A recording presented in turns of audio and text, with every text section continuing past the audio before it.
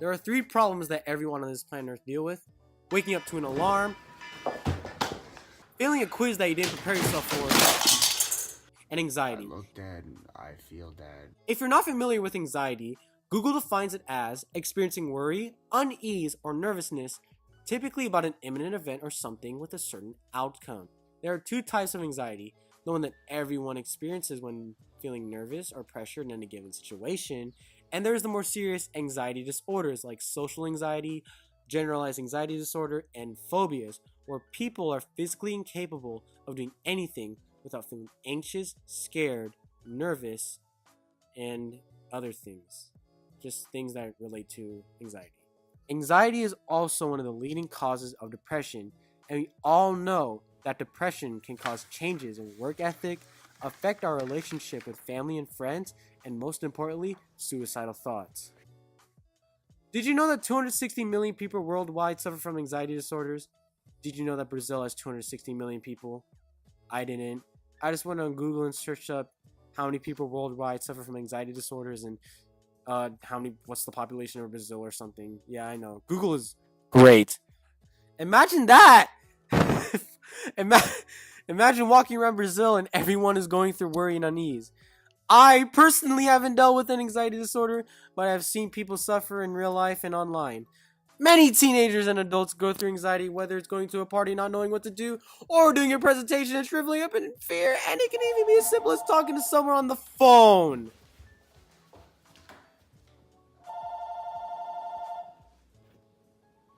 Hello? Yeah, I'll do it. Sure thing. People at first don't know they have anxiety until they read symptoms and causes and notice that it corresponds to their life.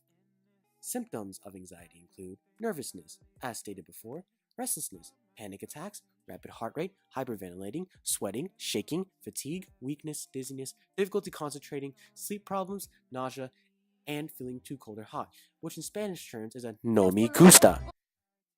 In my 60 minus 45 years of living, anxiety was a common occurrence in elementary school. I would always feel uneasy walking around campus during these forsaken elementary years because I wasn't sure what people thought of me and if they hated me. Like, I would be walking around in school and engage in awkward eye contact. And as soon as I took my eyes off said individual, I would ask questions like, do they think I'm weird? Was my back straight? Did my breast stink? Is my shirt out of style? Are my shorts too bright? And later in the day, I would find myself pacing around the house endlessly, asking more questions to myself and imagining myself in a better situation. Because of this, making friends was pretty hard because I would always wonder if they were talking smack about me or they thought little of me. I would be misjudged by most people because they would think I'm some weird tiny Asian kid who did questionable things, like eat dirt, when really I was trying to find ways to fit in this constantly changing society. There would also be times where a rush of anxiety would come whenever I'd take a quiz and get stuck on a question.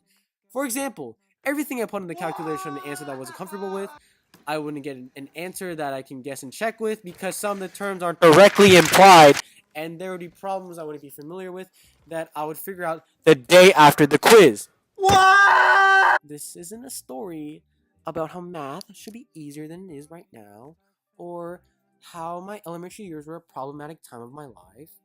I decided to make this script to answer the question I came up with while writing this script: if anxiety is so prominent, what can I do to stop it? In our most recent reading, John Collier says you'll never eliminate anxiety by avoiding the things that caused it.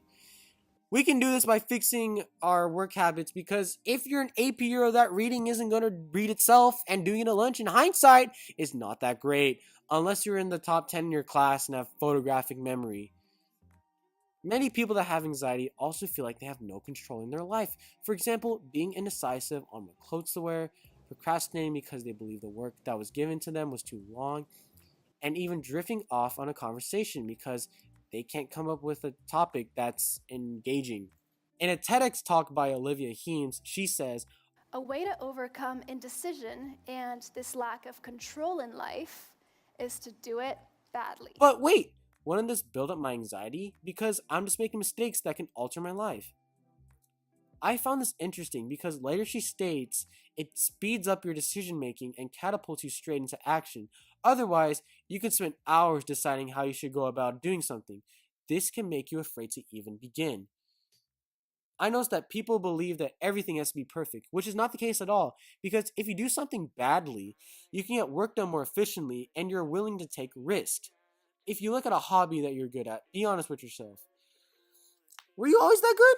At first, you might have made silly mistakes and did some things you weren't supposed to do, but over time you improved, and now you go from dreading and hating that activity to enjoying it every single day. Or, I don't know, the opposite. The same mindset can be applied to the classroom and even a job. However, be cautious and courteous about your decisions. I don't want to be held accountable for the bad report cards and failed job applications and getting fired. Have you ever just did something so embarrassing around your friends, family, and even around random people, and now you just want to go home and sulk it all in and cry about it for the rest of the day? Which I'm doing right now. I know I have. That's why we should start forgiving ourselves for our past actions, and instead of letting these past memories stack up on top of you, try to look at yourself in the mirror and just apologize. Acknowledge these mistakes so you can feel better about yourself.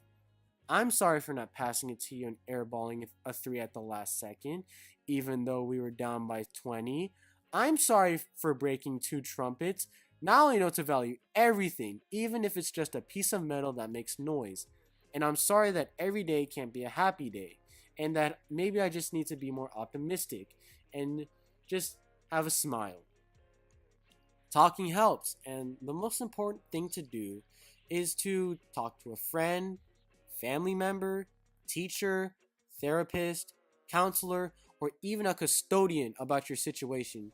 Because people with anxiety always feel like they need to live in silence. And don't get me wrong, living in silence is great when we're talking about like vacations and stuff and listening to the birds chirping, the sounds of the ocean, and then like when you're meditating and you reach absolute peace. But when we're talking about personal things like depression and anxiety, those feelings, they can't stay inside you forever. Talking it to someone can comfort you. Just don't be too explicit about it online because the internet is a dark and scary place. Tumblr. The people that you talk to may have gone through anxiety or an anxiety disorder or specialize in dealing with anxiety and are willing to offer advice. I like to end this video with this statement by Olivia Heems. Having a purpose and meaning in life is a very important coping mechanism. Whatever we do in life, whatever work we produce, however much money we make, we cannot be fully happy until we know that someone else needs us, that someone else depends on our accomplishments, or on the love that we have to share. This doesn't mean you need to hear someone's advice 24/7 every day. It just means you need to know that the work you will do will impact someone's life one day. Many kids think that school is redundant, and that's one of the main causes of anxiety and depression. In many aspects, they're not wrong.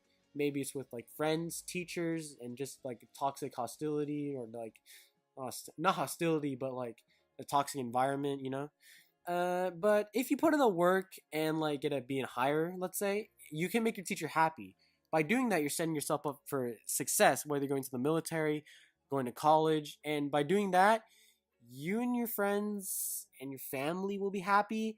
And when you get the job that you wanted, your main goal isn't to BS your way through work and get paid because, you know, that's how you get fired. Instead, realize that your boss hired you for a reason, or he needs more workers, but it doesn't matter. He or she wants you to succeed, and if you put in the work, you'll be rewarded with like a raise.